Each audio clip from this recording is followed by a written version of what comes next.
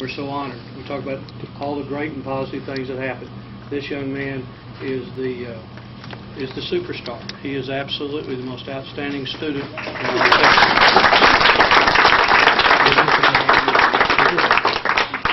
Good evening. My name is Mrs. Morrison, and I teach 6th and 7th grade honors science at Dunbar Middle School in the Fort Worth ISD, and it is my great honor to introduce Pinocchio Bose to you this evening.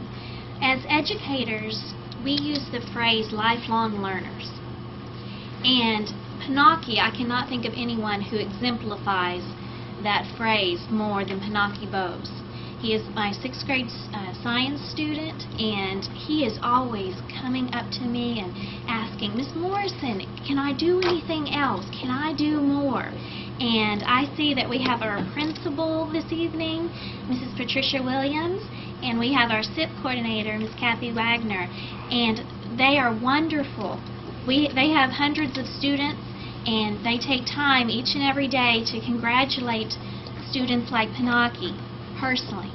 And without them, we could not have Pinocchio and let his light shine. And he's very gifted.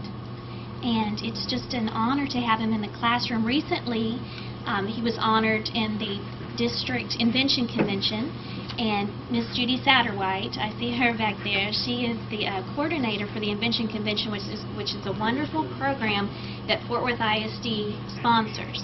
And Pinocchio was also recently featured on the Fox 4 News for his innovation. And now Pinocchio will introduce his innovation to you. Now, this is really interesting. Let me just interject this. This got my attention when I saw it.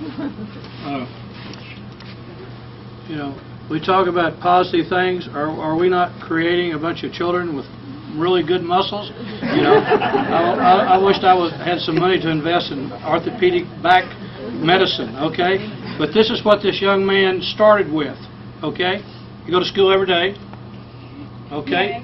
Tell us your story. It's your story. It's a great story. Tell us how you had the vision and the idea to use your noggin to make something positive out of something that was kind of heavy. Talk real loud. Thank you. Okay, I'm from Dunbar Middle School in the SIP program and in 6th grade. Well, my innovation is textbooks of tomorrow. And how I came up with this idea was mostly about this heavy thing. Okay.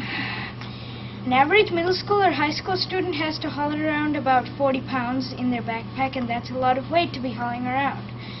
So, and I'm kind of strong, so I can just manage with this thing, but if somebody were weaker were to try and lift this, it would be kind of hard to imagine what life would be like for them in school.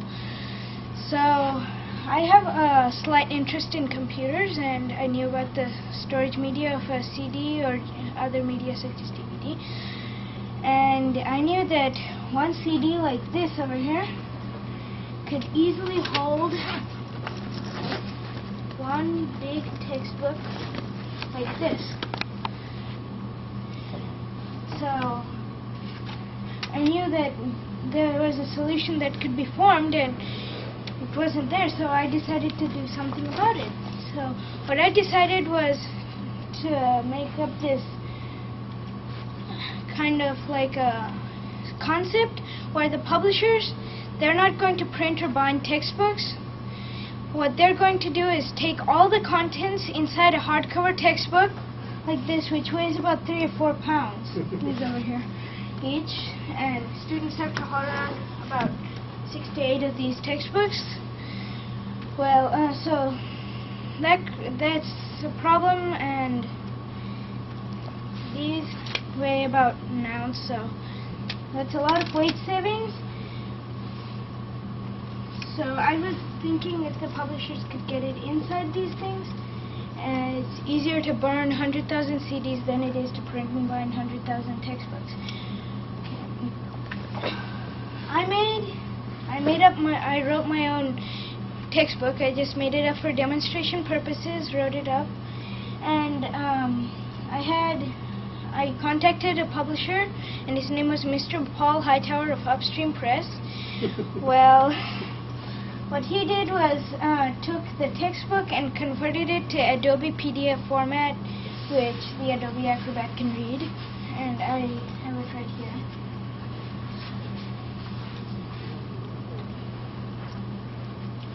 Now, students, they're not going to be schools.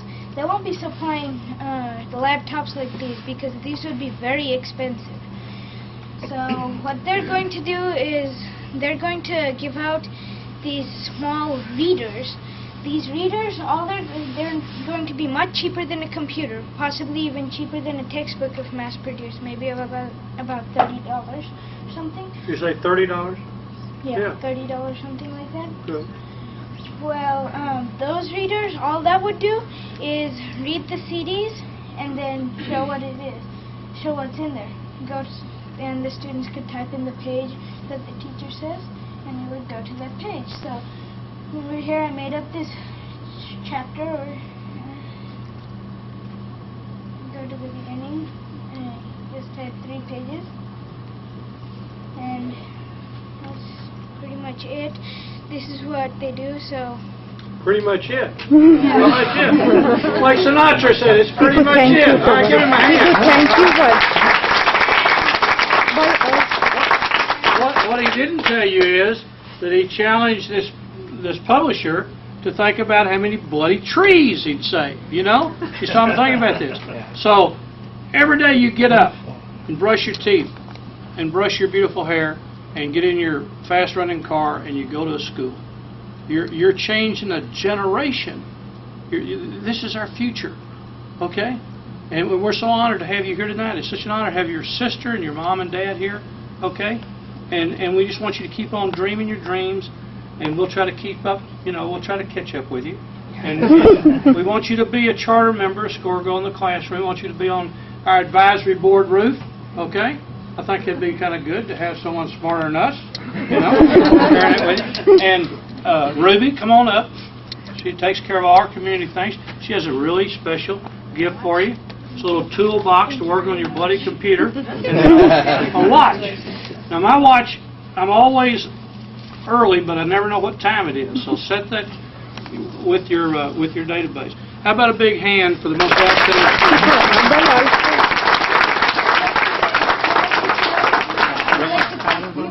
I'd like to thank a few people before I end my presentation. Well, first of all, I would like to thank Mrs. Morrison, my science teacher, Miss Williams, our school principal, All right. and Mrs. Wagner, our school coordinator. And most of all, my parents.